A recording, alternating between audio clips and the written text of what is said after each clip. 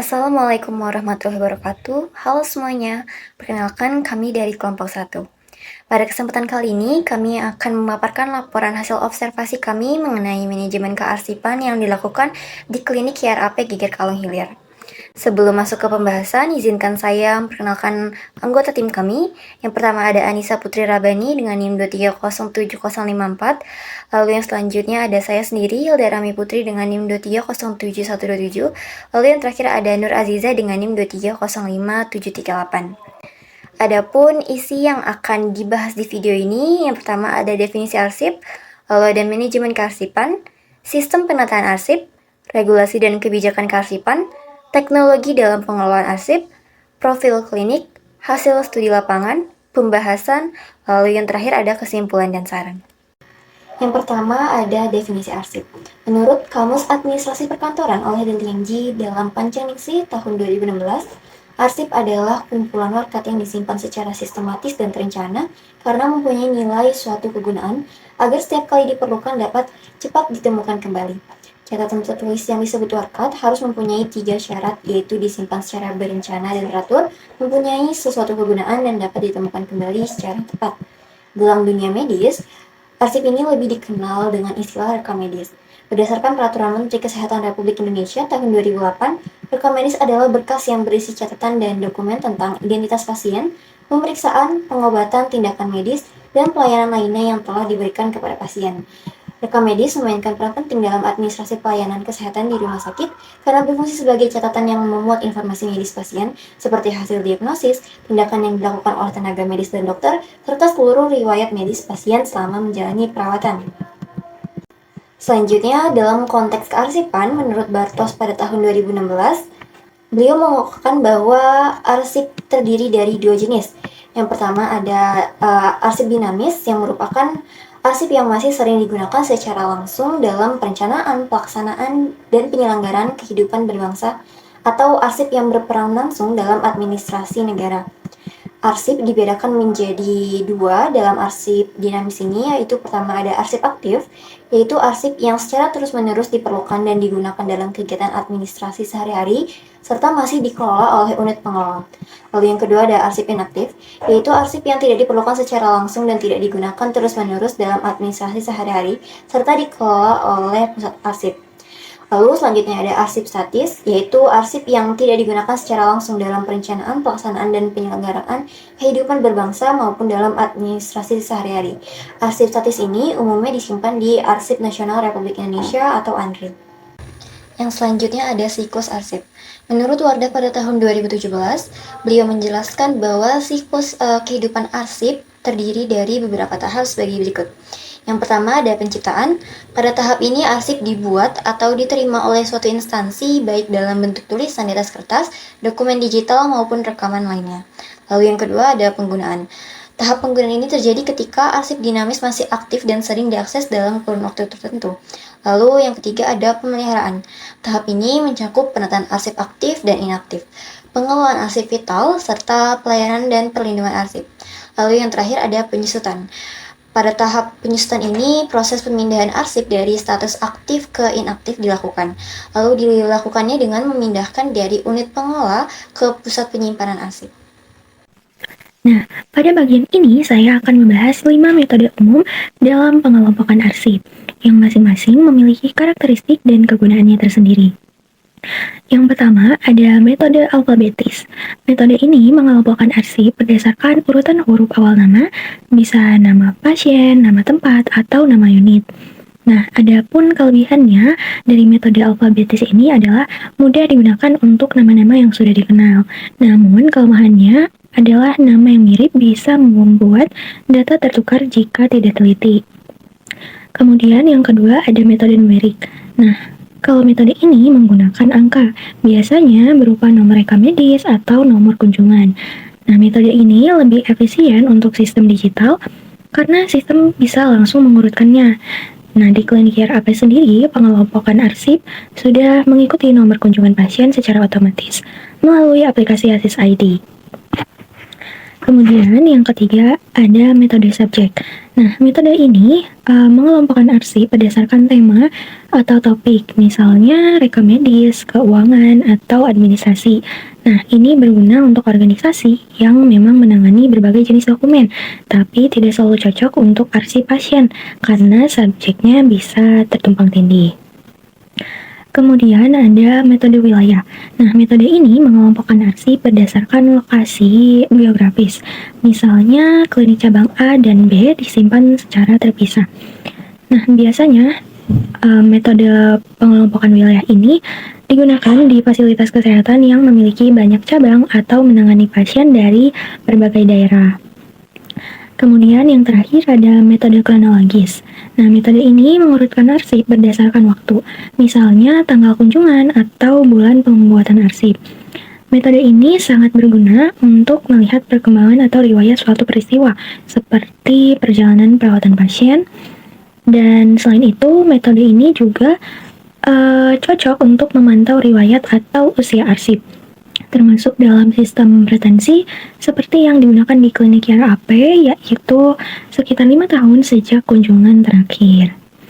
Jadi meskipun banyak metode yang bisa digunakan, klinik RAP saat ini lebih menekankan pada metode numerik karena sistem digital mereka langsung mengelola dan mengurutkan berdasarkan nomor kunjungan pasien. Kemudian di bagian ini saya akan menjelaskan beberapa standar dan pedoman yang digunakan dalam sistem kearsipan, terutama yang berkaitan dengan arsip medis.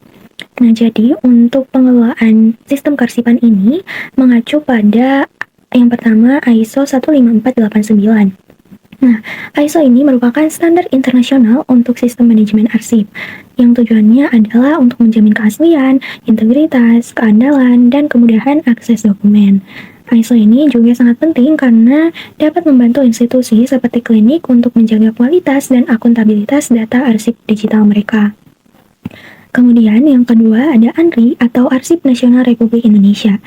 Nah, ANRI menetapkan pedoman umum pengelolaan arsip, baik untuk arsip dinamis maupun arsip statis. Nah, untuk arsip medis, ANRI sendiri mengatur tata cara penciptaan, penggunaan, pemeliharaan, dan pemusnahan arsip termasuk dengan retensinya.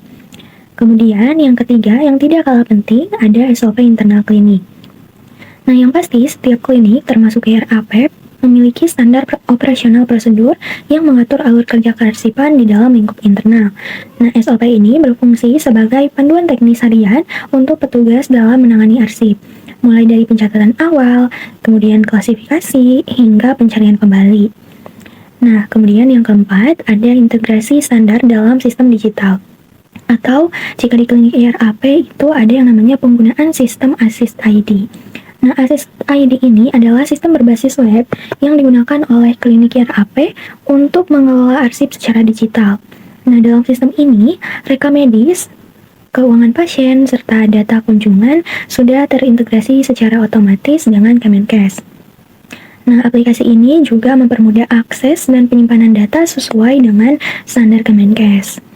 Kemudian, selain yang sudah dijelaskan dan tercantum di dalam PowerPoint, bahwasannya sistem pengelolaan arsip untuk bidang kesehatan juga mengacu pada Standar Nasional Permenkes Nomor 24 Tahun 2022, yang mana Kementerian Kesehatan menerbitkan Permenkes ini untuk mendorong penerapan rekam medis elektronik.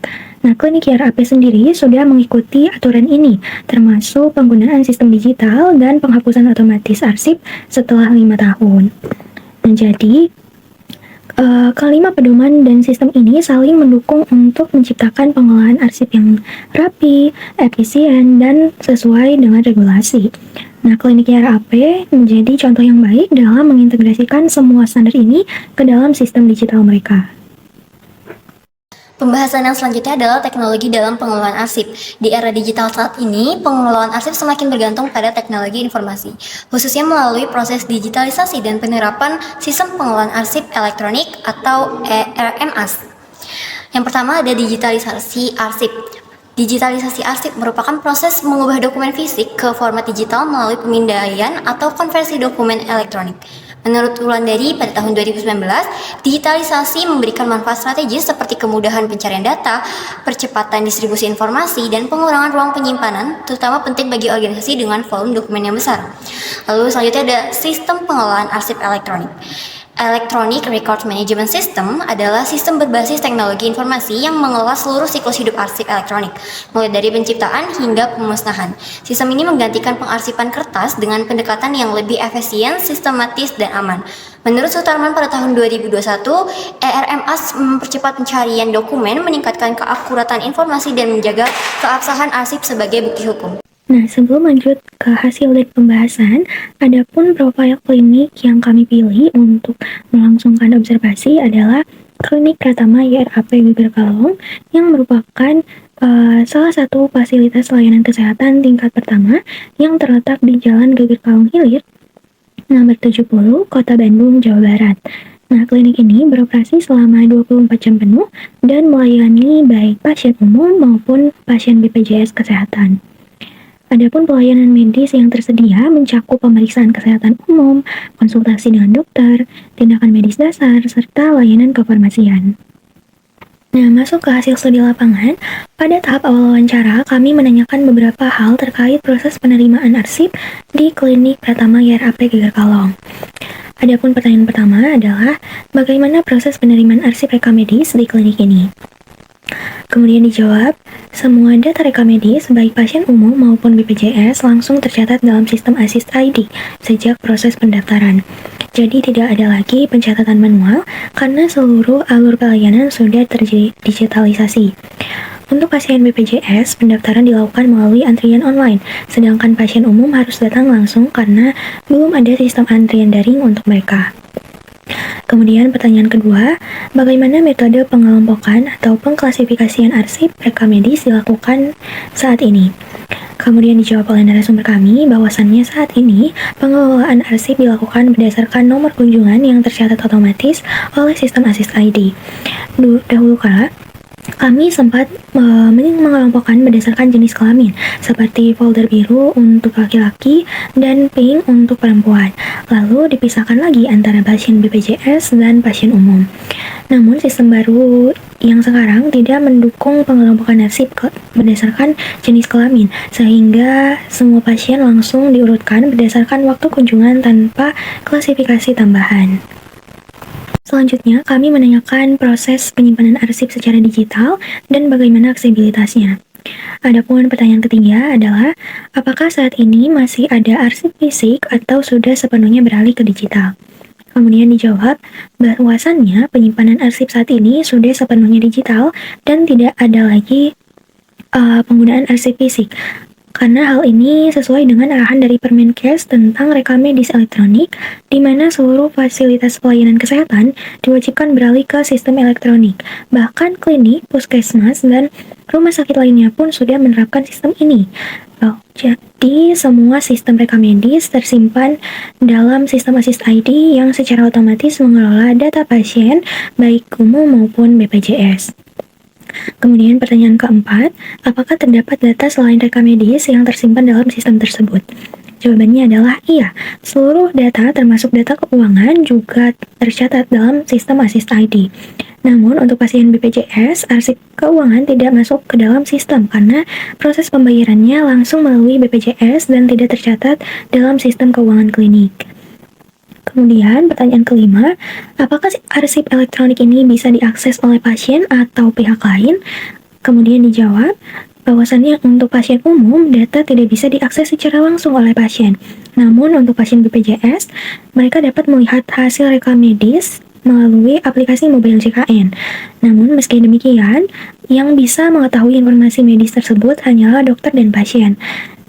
Selain itu, sistem ini juga terhubung atau terintegrasi dengan Assist ID meskipun aplikasinya berbeda. Dalam sesi berikutnya, kami menanyakan terkait proses peminjaman arsip dan kendala apa saja yang dihadapi oleh klinik saat melakukan pengelolaan arsip ini. Adapun pertanyaan ke-6, apakah arsip bisa dipinjam atau diberikan kepada pihak luar jika dibutuhkan? Jawabannya, karena rekam medis merupakan data rahasia sehingga tidak bisa dipinjamkan sembarangan. Jika memang itu diperlukan untuk keperluan hukum, maka harus ada surat resmi dan persetujuan dari atasan. Untuk sistem elektronik, datanya terhubung langsung ke Kemenkes dan tidak dapat diberikan begitu saja. Jadi, hanya bisa diberikan jika memang diperlukan untuk proses hukum seperti pengadilan. Kemudian pertanyaan ketujuh, apa saja kendala yang biasa dihadapi dalam pengelolaan arsip elektronik ini?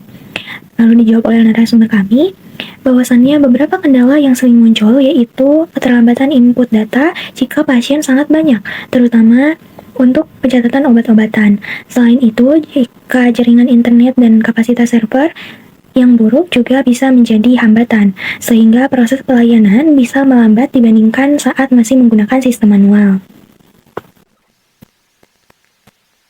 Terakhir, kami menanyakan tentang kebijakan retensi dan pemusnahan arsip. Adapun pertanyaan ke-8 adalah berapa lama arsip rekam medis disimpan sebelum dihapus? Kemudian dijawab bahwasannya sesuai ketentuan yang berlaku, arsip akan disimpan selama 5 tahun sejak kunjungan terakhir. Setelah itu, sistem Assist ID secara otomatis akan menghapus data rekam medis pasien yang tidak melakukan kunjungan lagi selama periode tersebut. Kemudian pertanyaan ke-9 atau pertanyaan yang menjadi pamungkas dalam observasi kami adalah bagaimana jika ada kebutuhan untuk mencari data arsip lama yang sudah dihapus. Kemudian dijawab oleh narasumber kami bahwasannya narasumber kami pernah mengalami kasus seperti itu. Namun karena sistem sudah diperbarui dan data lama dianggap sudah tidak relevan, maka arsip lama tersebut tidak dapat diakses lagi. Karena fokus kami hanya pada data yang tersimpan dalam sistem terbaru. Baik, selanjutnya untuk pembahasan ini mengacu pada hasil studi lapangan yang telah kami lakukan di Klinik Pratama YRAP Geger Kalong. Nah, pembahasan pertama ini mengenai proses penerimaan arsip rekam medisnya. Nah, dari hasil observasi kami diketahui bahwa Klinik Pratama YRAP Geger Kalong ini telah mengadopsi sistem digital penuh dalam proses penerimaan arsip rekam medisnya, yaitu melalui aplikasi Assist ID. Setiap data pasien, baik yang umum maupun BPJS, langsung tercatat secara otomatis dalam sistem sejak proses pendaftarannya. Hal ini menggambarkan penerapan konsep arsip aktif sebagaimana dijelaskan oleh Suyarto tahun 2020 bahwa arsip aktif adalah arsip yang masih digunakan secara rutin dalam kegiatan operasional dan harus tersedia dengan cepat saat dibutuhkan. Nah, penggunaan sistem digital sejak awal proses pelayanan mendukung efisiensi alur kerja, mengurangi ketergantungan pada dokumen fisik, serta memperkecil risiko kehilangan data akibat kelalaian manusia. Ini juga mendukung konsep efisiensi dan efektivitas dalam manajemen kearsipan yang dijelaskan oleh Ardiansyah tahun 2021, di mana penggunaan teknologi informasi dapat mempercepat pencatatan, pelacakan, dan pengambilan arsip. Namun, ditemukan bahwa sistem antrian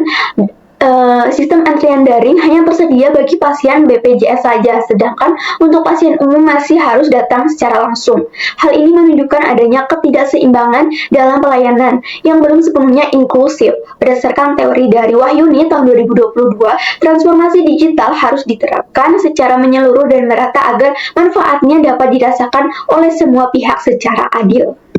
Baik, pembahasan selanjutnya mengenai metode pengklasifikasian arsip. Nah, sistem pengklasifikasian arsip di Klinik Pratama YRAP Geger Kalong ini menggunakan pendekatan numerik berdasarkan nomor kunjungan pasien yang dihasilkan secara otomatis oleh sistem. Sebelumnya, pengelompokan dilakukan secara manual berdasarkan jenis kelamin dan status pasien, umum atau BPJS, dengan menggunakan kode warna tertentu. Namun, kini sistem digital mengabaikan variabel-variabel tersebut dan mengutamakan klasifikasi berdasarkan waktu kunjungan. Menurut teori dari Permana tahun 2020, klasifikasi numerik adalah sistem yang efektif dalam pengelolaan arsip karena bersifat objektif dan mudah ditelusuri kembali. Ini memperkuat prinsip kemudahan temu balik informasi dalam sistem kearsipan modern. Penghapusan klasifikasi berbasis jenis kelamin juga menunjukkan kesadaran akan pentingnya netralitas dan efisiensi dalam pengelolaan arsip digital, seperti dijelaskan oleh Dewi pada tahun 2021 bahwa pengelompokan yang terlalu kompleks dapat memperlambat proses temu balik dan meningkatkan risiko kesalahan. Penggunaan teknologi informasi seperti Assist ID juga mencerminkan penerapan sistem klasifikasi elektronik di mana data diklasifikasi dan diorganisasi secara otomatis oleh sistem berdasarkan parameter yang telah ditentukan. Ini sejalan dengan gagasan dari Siregar tahun 2022 bahwa sistem digital memungkinkan fleksibilitas dan akurasi yang lebih tinggi dibanding sistem manual. Selanjutnya pembahasan mengenai digitalisasi arsip rekam medis.